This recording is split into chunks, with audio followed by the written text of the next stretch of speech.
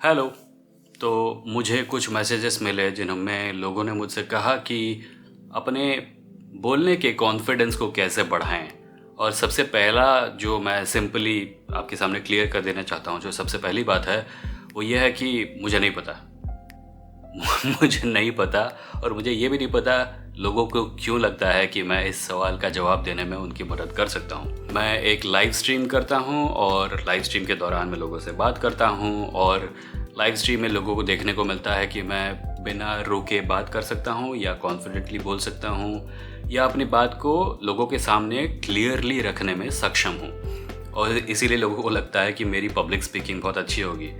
पर इस सवाल का असल में जवाब ये है कि ऐसा बिल्कुल भी नहीं है।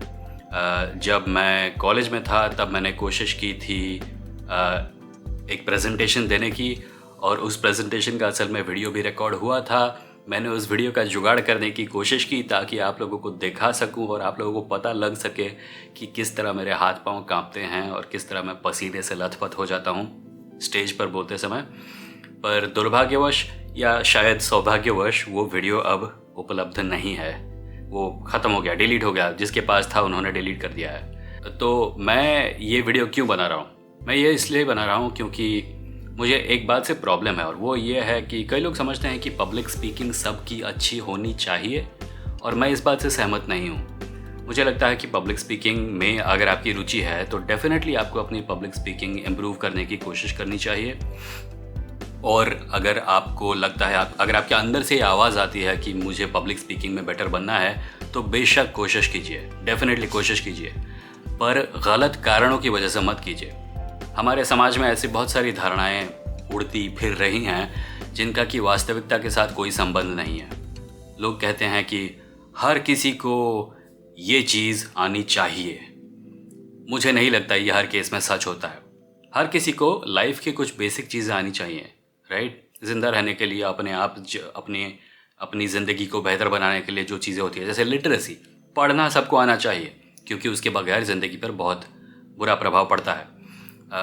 जिसके पास पढ़ने के पैसे नहीं हैं उनको पढ़ने की सुविधा उपलब्ध होनी चाहिए सरकार की तरफ से। ये सब चीज़ें मैं मानता हूँ, पर मुझे नहीं लगता कि पब्लिक स्पीकिंग एक ऐसा स्किल है जो सबको आना चाहिए। फॉर एग्ज़ाम्पल, मैं ऐसे राइटर्स को जानता हूँ जो मानते हैं कि मुझे नहीं करनी पब्लिक स्पीकिंग, मुझे नहीं करनी मार्केटिंग, मुझे नहीं करने प्रेस अपीयरेंसेस। मैं एक राइटर हूँ, मुझे सिर्फ लिखना है, और उनको पूरा अधिकार है अपने समय का उस तरीके से इस्तेमाल करना जो कि उनके हिसाब से सबसे ज़्यादा फ्रूटफुल है। अगर वो राइटर्स हैं और वो सिर्फ राइट करना चाहते हैं, उनको ऐसा करने की आज़ादी होनी चाहिए। तो हम लोग सब पब्लिक स्पीकिंग के पीछे ऐसे क्यों पड़े रहते हैं? उसका एक कारण तो ये है कि आजकल हम एक अटेंशन इकोनॉमी में जी रहे हैं, यहाँ हर कोई किसी न किसी प्रकार से एक कंटेंट क्रिएटर है।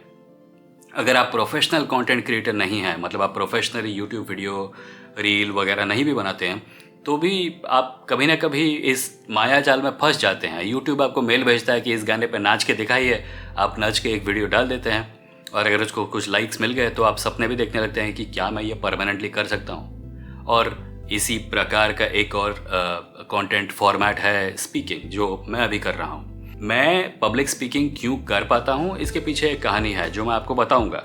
पर उससे पहले मैं चाहता हूँ कि आप याद रखें कि पब्लिक स्पीकिंग करने की जो नीड है, अगर वो आपके अंदर से नहीं आ रही है और अगर आप सिर्फ इसलिए करना चाहते हैं क्योंकि सब कह रहे हैं कि करना चाहिए, तो उस अर्ज से लड़िए। कहीं ये पीयर प्रेशर आपको एक ऐसी चीज़ करने पे विवश ना कर दे जो कि आपको ना करने की ज़रूरत है और जो कि ना आपके समय का बेहतरीन उपयोग है। तो अब मैं आता हूँ उस कहानी पर जो कि मैं बताना चाहता था मेरे पब्लिक स्पीकिंग के बारे में। मैं जब छोटा था, बहुत छोटा था, 1 साल की उम्र में, मैं 3 भाषाएं बोलता था। हिंदी, ओडिया जो कि मेरी मातृभाषा है, और असमीज़, ओहमिया, क्योंकि मेरा बचपन आसाम में बीता था।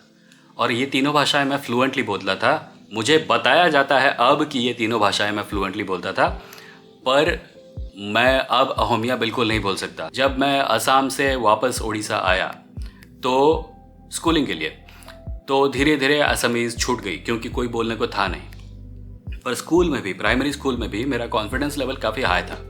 मुझे स्कूल में स्टोरी मास्टर कहते थे। मतलब अगर किसी कक्षा में अध्यापक नहीं आए थे तो मुझे भेजा जाता था 45 मिनट तक क्लास के सामने खड़े होकर लोगों के सामने लंबी लंबी हाँकने के लिए, ताकि बच्चे विद्रोह न कर दें।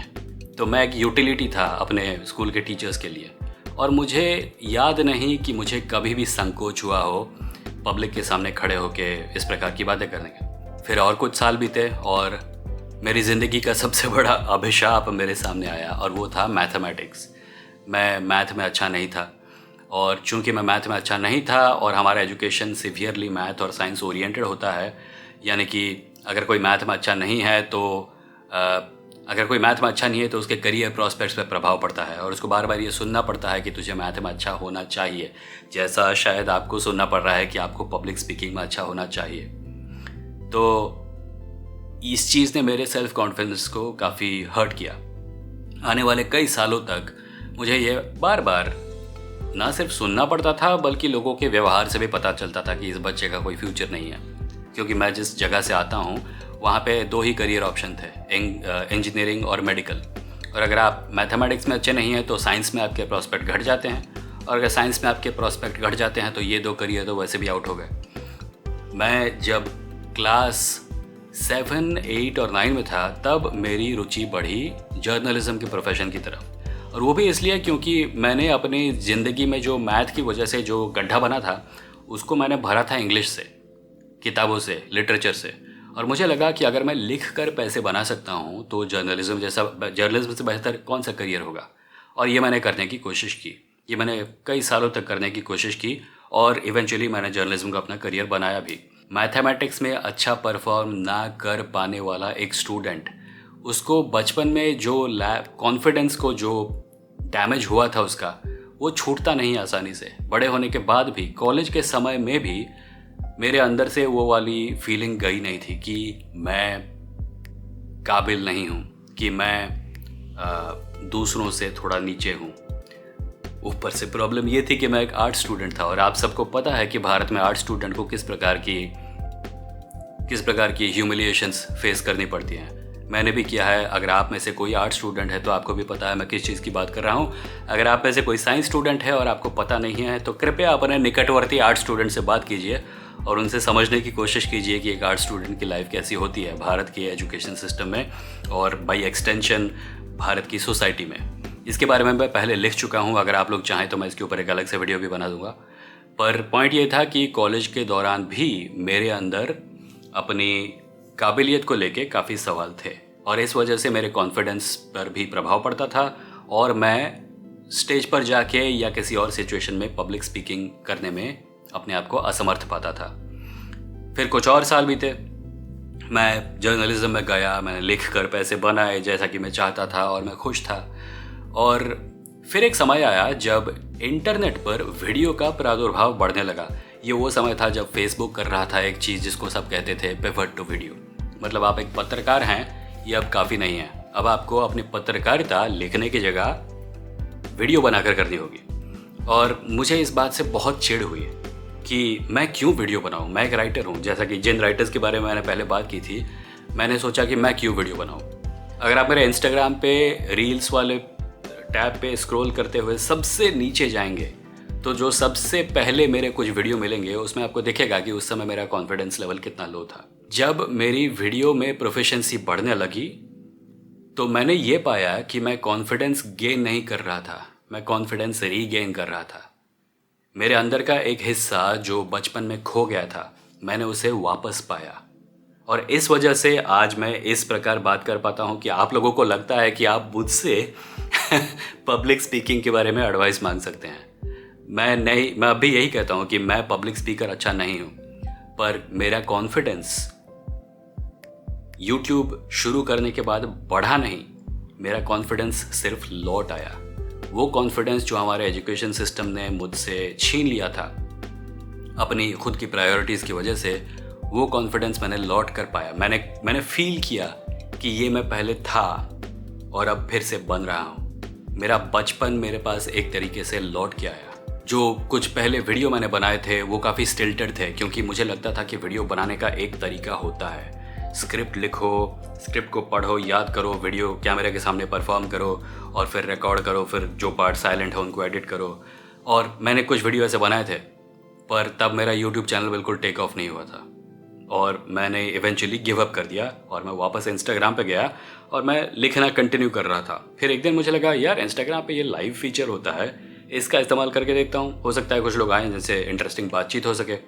और तब मैंने पाया कि मुझे लाइव स्ट्रीमिंग काफ़ी अच्छी लगती है और भारत में बहुत ज़्यादा लोग लाइव स्ट्रीमिंग कर नहीं रहे थे। जो लोग कर रहे थे वो सब गेमर थे। ऐसे बैठ के फेस टू फेस बात करने वाला लाइव स्ट्रीम बहुत लोग कर नहीं रहे थे उस समय, अब भी कम ही लोग करते हैं।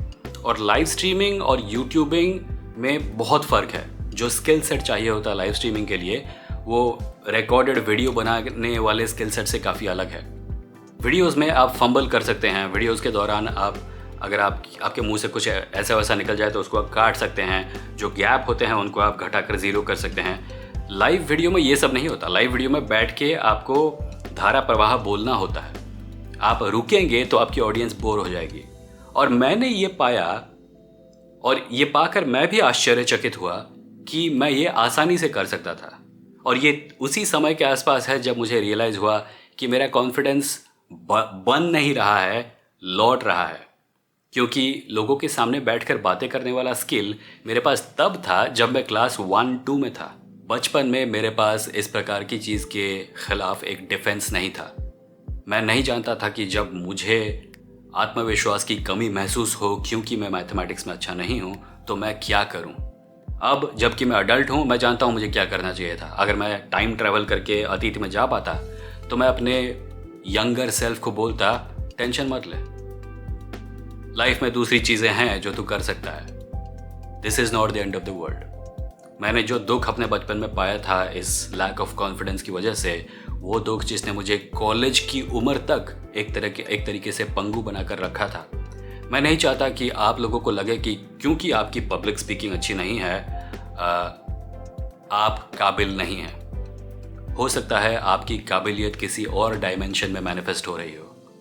अगर आप इस चीज़ के पीछे भागेंगे क्योंकि सब कह रहे हैं तो आप उस चीज़ के पीछे भाग नहीं पाएंगे।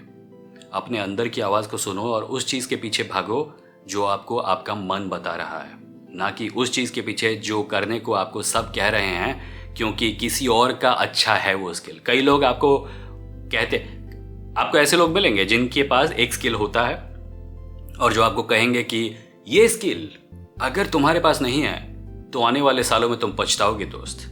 नहीं, ऐसा नहीं है। आने वाले सालों में जॉब मार्केट का, करियर्स का क्या होने वाला है कोई नहीं कह सकता। एआई के आने के बाद जॉब मार्केट इतनी बदल चुकी है कि हो सकता है आने वाले सालों में वीडियो एडिटिंग सबसे बड़ा स्किल हो सकता है आने वाले सालों में वीडियो एडिटिंग की ज़रूरत ही ना पड़े और सब कुछ एआई के ज़रिए हो जाए। हो सकता है आने वाले सालों में सिर्फ आपके आइडियाज़ की वैल्यू हो सकता है आने वाले सालों में गानों की वैल्यू हो। कोई नहीं कह सकता आने वाले सालों में क्या हो सकता है, हम सब स्पेक्यूलेट कर रहे हैं। वही था इस एपिसोड में। मैं आपसे इसी बारे में बात करना चाहता था। अगर आपको ये वीडियो अच्छा लगा तो लाइक और शेयर कीजिए और चैनल को सब्सक्राइब कीजिए। मैं आपसे मिलूंगा अगले वीडियो में। Thank you.